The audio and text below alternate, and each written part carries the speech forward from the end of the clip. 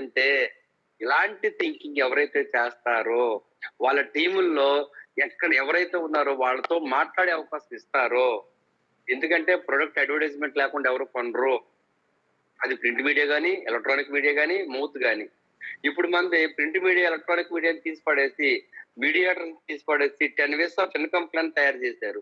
ఈ income plan లో డబ్బు ఎలా వస్తుందంటే, యు బిల్డ్ టీమ్ అంటే you build people, then people was build business. మనం జనాభాను తయారు చేస్తే జనాభా కావాల్సినవి కొనుక్కోవటం వల్ల బిజినెస్ తయారవుతుంది.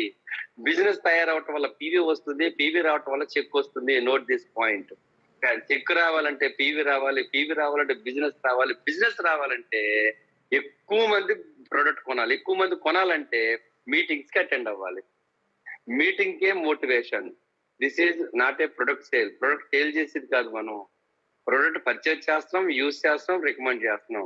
ఇది చాలా క్షుణ్ణంగా గమనించండి. ప్రతి ఒక్కరూ మీరు వాడిన ప్రొడక్ట్ గురించి మాట్లాడండి. 90 days ఫస్ట్ 90 days లో ఏ ప్రొడక్ట్ అయితే వాడతారో ఆ ప్రొడక్ట్ గురించి మాట్లాడండి. మీ ఫీలింగ్ గురించి చెప్పండి. మీ ఫీలింగ్ అయిపోయిన తర్వాత ఇంట్లో మీ పిల్లల గురించో, మీ వైఫ్ గురించో, మీ హస్బెండ్ గురించో చెప్పొచ్చు, నో ప్రాబ్లం. కానీ మీ ఇల్లు దాటి బయటకు అక్కడ ఇచ్చాను, ఇక్కడ ఇచ్చాను, వాళ్ళకి ఇచ్చాను, వీళ్ళకి ఇచ్చాను వాళ్ళు తీసుకొచ్చి మాట్లాడించడు. కానీ వాళ్ళ తరపున మీరు మాట్లాడొద్దు. అప్పుడే మీకు మంచి టీం తయారవుతుంది. First point. సెకండ్ వన్ వచ్చి, అలా మాట్లాడటం వల్ల నేను కూడా ఇలాగే ఇంటింటికి తిరిగి ఇవ్వాలేమో అనే నెగిటివ్ ఇంపాక్ట్ అనేది చేస్తున్నాం. ఒకే ఒక సినిమాలో ఒక మంచి డైలాగ్ ఉంటుందండి, అది మీకు చూస్తే గుర్తొస్తుంది. కృష్ణ సినిమా పేరు, రవితేజది. రవితేజ త్రిష పారిపోయి వచ్చేస్తుంటారు ప్రేమించి పెళ్లి చేసుకుందామని. అప్పుడు వాళ్ళు ఎంఎస్ నారాయణకి దొరుకుతారు. ఎంఎస్ నారాయణ ఏం చేస్తాడంటే, ప్లీజ్ అండి సైలెంట్ గా ఉండండి. ఎంఎస్ నారాయణ ఏం చేస్తాడంటే దాస్తాడు వీళ్ళిద్దరిని. అప్పుడు విలన్ వస్తాడు. ఆ విలన్, ఈ ఫోటోలు ఉన్న వాళ్ళని ఎక్కడన్నా చూసావా అంటే, మొత్తం మీద చూశాను, నాకేంటి అంటాడు. ఎంతో మాట్లాడుకుంటారు వాళ్ళు బేరం. తర్వాత పక్కన ఒకడు ఉంటాడు, లేనిపోని సలహాలు ఇవ్వకంటే గొయ్యి తీసి కప్పెట్టేస్తారు అంటాడు. నిజంగానే గొయ్యి తీసి కప్పెట్టేసి వెళ్ళిపోతారు. ఇంతకీ సలహా ఇచ్చింది ఎవరు? వీళ్ళే. అక్కడ చూడండి, వాళ్ళకి లేని ఆలోచన వీళ్ళు కలిగించారు. అలాగే వాళ్ళు కూడా ఇన్వాల్వ్ అయ్యి చేద్దామని లోపు మనం వాళ్ళకి ఇచ్చాం, వీళ్ళకి ఇచ్చాం అనగానే మనం అలాగే ఇవ్వాలేమనుకుని మానేస్తున్నారు.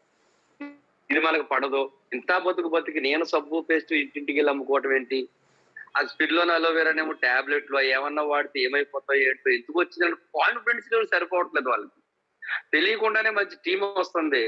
ఆ టీంని ఇది ఇంటింటికి తిరిగి అమ్ముకునేది కాదు. మన ఫ్యామిలీ మెంబర్స్ లో రిలేటివ్స్ ని, ఫ్రెండ్స్ ని, నైబర్స్ ని, వీళ్ళంతా మనకు కావాల్సిన వ్యక్తులు. నేను హెల్తీగా ఉన్నాను కాబట్టి నేను చెప్తున్నాను. సిస్టర్కి చెప్పినా, బ్రదర్ కి చెప్పినా, ఫ్రెండ్ కి చెప్పినా, నైబర్ కి చెప్పినా, కొలీగ్స్ కి చెప్పినా, వీళ్ళందరికీ ఎందుకు చెప్తున్నాం?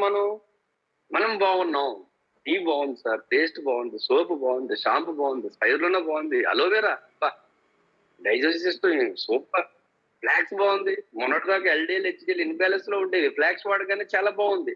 ఇవన్నీ నాకే కాదు, నా నైబర్స్ ఇద్దరు బాగా క్లోజ్ గా ఉంటారు నాతోటి, వాళ్ళకి తెలియాలి. ఇలాగా ఇదంతా సర్కిల్లో మాట్లాడుకుని ఒక 5గురికో 6గురికో 10 మందికో చెప్పే బిజినెస్ ఇది. ఇంటింటికి వెళ్ళిపోయి ఇంటింటికి తిరిగి మనం బ్యాగ్ లో చూడండి, వీళ్ళు డిగ్రీ స్టూడెంట్స్ ని కొంతమందిని కొన్ని ప్రొడక్ట్స్ ఇచ్చి అమ్మి టార్గెట్ పెట్టి నువ్వు ఇది సేల్ చేసుకుంటారా అంటారు, బ్యాగ్లు వేసుకుని వెళ్ళి. అలాంటి బిజినెస్ కాదు. కానీ అలాంటిదేమో అని చెప్పి అనుమానం వచ్చేలాగా మీ టెస్టిమోనియల్స్ ఉండకూడదు. You are a great leader, good leader అవుతారు, గుర్తుపెట్టుకోండి.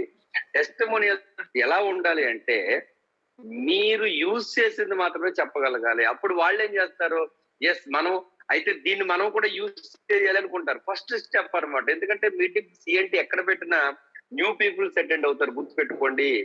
వీలైతే ఇందులో కూడా న్యూ పీపుల్స్ ఉండొచ్చు.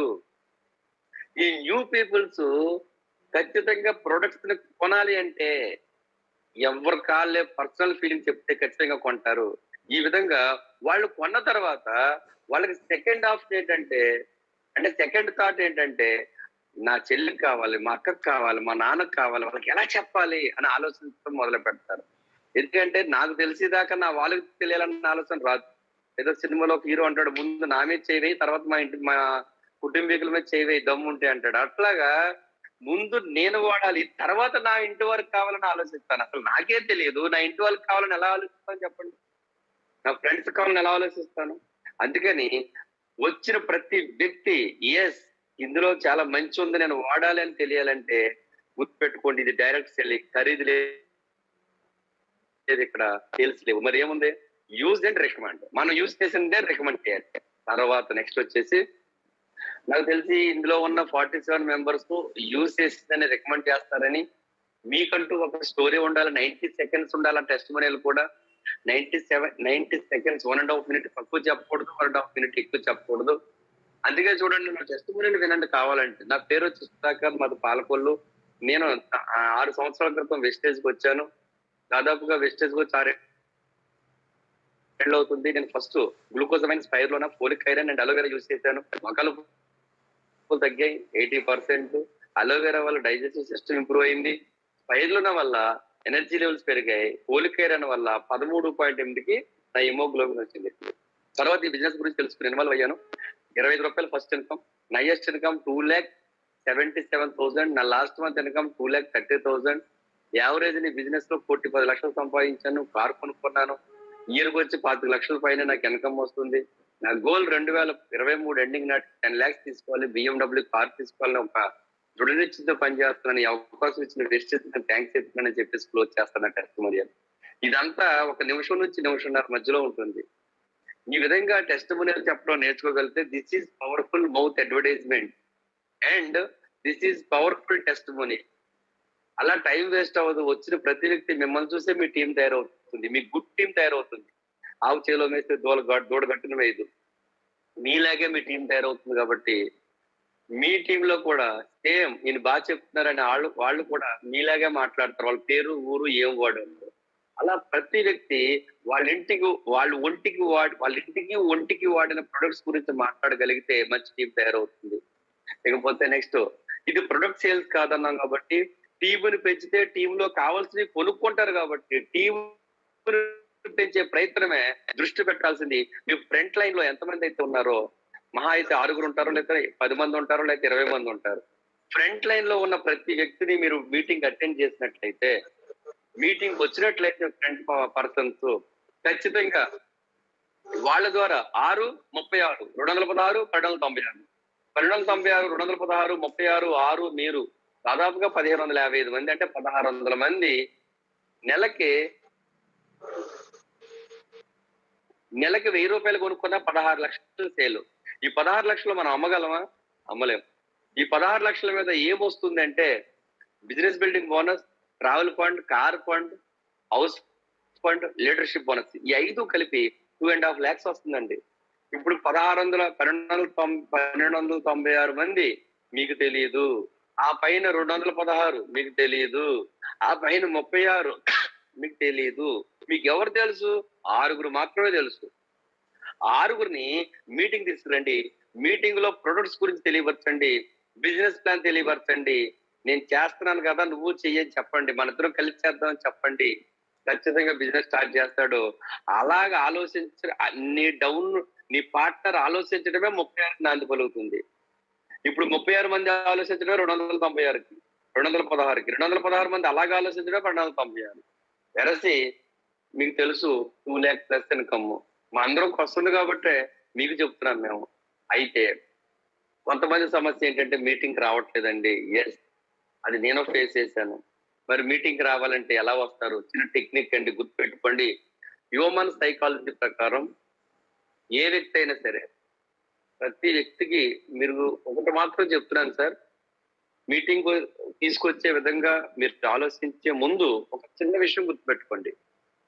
ఈ బిజినెస్ లో కాదు ఏ బిజినెస్ అయినా అసలు భూమి మీద మనం బతికేటప్పుడు గుర్తుపెట్టుకోండి, భూమి మీద మనం బతకాలి అంటే ముందు నాకన్నా ఈ ప్రపంచం చాలా తెలివైందని నువ్వు ఆలోచించగలిగితే నువ్వు చాలా తెలివైన వాడివి. ఎప్పుడైతే తెలివైన వాళ్ళు నేను తప్ప నా చుట్టూ ఉన్న వాళ్ళంతా తెలివైన వాళ్ళు నువ్వు అనుకోగలిగితే వాళ్ళ నుంచి నువ్వేదో కాపీ చేస్తావు. అప్పుడు వాళ్ళందరికన్నా సూపర్ పవర్ గా తయారవుతావు.